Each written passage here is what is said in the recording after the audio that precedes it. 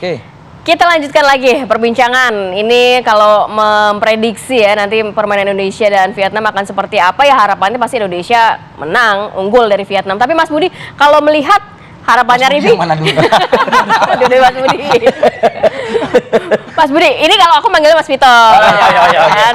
Mas Budi, kalau melihat tadi kan Rivi kan ya semenit mungkin kan Indonesia membobol Harapan loh. Tapi kita juga nggak pengen seperti permainan sebelumnya yang 45 menit nampaknya juga belum ada pergerakan apa-apa begitu Mas Budi. Ya kalau kita bicara harapan, detik ke-7 bisa langsung gol kayak Detik kemarin ke-7. Jerman lawan Prancis, ya mungkin aja namanya harap kan boleh. Tapi tapi kalau kita ngelihat pertandingannya STY dalam 4 tahun terakhir, kita nggak pernah melihat ada gol cepat di awal-awal. Kenapa sih? STY selalu pemanasan dulu. Dalam setiap pertandingan dia butuh pemanasan. Kan kalau udah starting line up itu kan sudah panas ya. Iya, dan kemarin leg pertama kemarin pemanasannya kelamaan.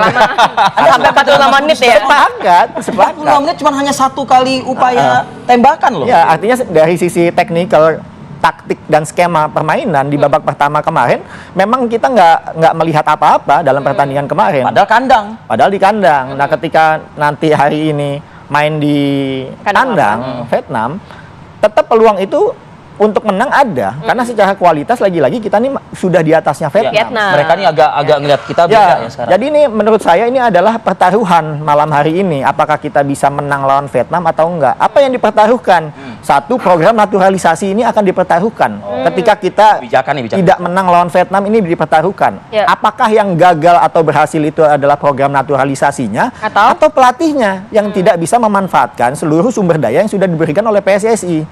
Kita sudah patut mengapresiasi PSSI nih, melakukan naturalisasi 8 pemain naturalisasi dalam waktu 1 tahun. Dan 3 pemain diantaranya itu dilakukan tengah malam. Berarti kan effort dari PSSI atau ketua umum ini jelas. Udah pol-polan lah ibaratnya ya. Harus menang lawan Vietnam. Karena dengan kita lawan Vietnam 80% atau 85%, kita nih akan lolos ke fase ketiga. Kalau kita gagal melawan Vietnam berarti sudah pupus harapan atau bukan gimana? Pupus, lebih sulit. Karena kita akan ketemu lawan Filipina dan ketemu lawan Irak. Saya orang Indonesia tuh biasanya kalau ngomongin sulit nggak mau tuh biasanya kan. Bener kan? Nah, kalau misalnya insya Allah Bismillah nih, nanti malam itu menang lawan Vietnam. Kedepannya bagaimana? Kan nanti kan di kandang lagi nih, ketemu sama Filipina, ketemu sama Irak. Gimana tuh Mas Budi? Ya itu udah pasti kita akan lolos ke fase ketiga babak Piala Dunia. Kalau kita lolos ke fase mengalahkan Irak nggak mudah Mas. Betul. Walaupun nanti kalau kita kalah lawan Irak, tapi kan masih bisa. dalam hal ini kita cuma butuh poin saja. Dengan kita runner up tanpa perlu mengalahkan Irak, kita bisa langsung lolos ke fase ketiga. Jadi pertaruhannya nanti malam justru ya? Nanti malam. Kalau kita lolos ke fase ketiga, satu, untuk Piala Asia selanjutnya 2027, kita udah langsung lolos ke babak final. Sudah ada, nggak perlu lagi ikut kualifikasi. Dan itu membuka peluang kita untuk masuk jalan ke Piala Dunia. Walaupun kita nggak bisa peringkat 1 dan peringkat 2 ketika di fase 3, tapi di peringkat 3 dan 4 kita bisa masuk ke babak kualifikasi lagi. Jadi ini adalah penting, walaupun ini tidak masuk dalam target kontrak PSSI ke STY.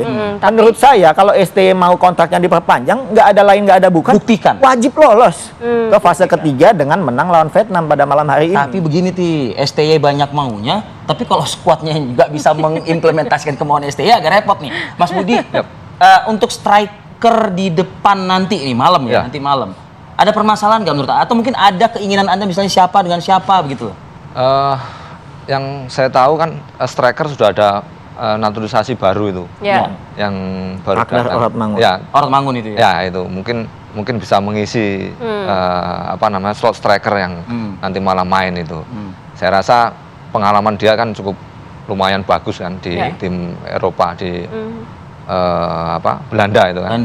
Dan menurut saya bisa mengisi istilahnya kekosongan striker yang emang kita ada masalah tuh 3-4 tahun lah istilahnya. Ke belakang ini emang susah cari striker kita. Gitu. Kenapa? Apa susahnya sih cari striker? Yang pertama emang jam terbang. Saya ingat dulu Anda sama Bambang Pamungkas di depan tuh mau ngadepin siapa aja kayaknya di dobrak-dobrak aja perasaan dia semuanya. Benar Mas Budi ya? Emang mungkin karena jam terbang. Biasanya kalau di tim itu kan jarang main, Walaupun kemampuannya tinggi, tapi kalau jarang main kan pasti akan surut. Tapi kalau kemampuannya rendah, tapi kalau sering dilatih, main. sering main, otomatis kan akan tinggi. Gitu. Jadi menurut saya karena posisi striker kalau di Liga Indonesia itu sekarang banyak pemain diisi pemain asing. Jarang pemain. Tapi bukan naturalisasi. Tapi asing kan ada asing kan ya. Pemain asing. Jadi jarang untuk pemain lokal di situ yang istilahnya yang reguler itu jarang.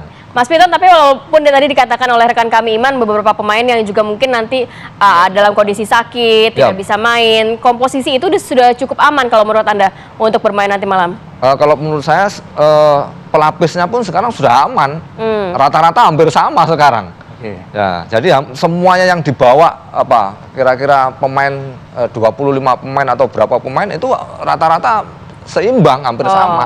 Hanya emang yang main itu taktik pelatih aja. Kalau menurut saya pengalaman dan istilahnya sama saja. Taktik pelatih ini kira-kira menurut Mas Budi yang di lapangan dulu gitu ya, bisa nggak sih diimplementasikan oleh squad ini begitu ya, Bro? Kalau saya yakin bisa, karena pemain yang sekarang tuh beda dengan yang dulu kan gitu. Nah, sekarang memang pemanggilannya itu cepat ya. Jadi hanya berapa bulan baru kita kumpul. Kalau dulu kan memang TC jangka panjang.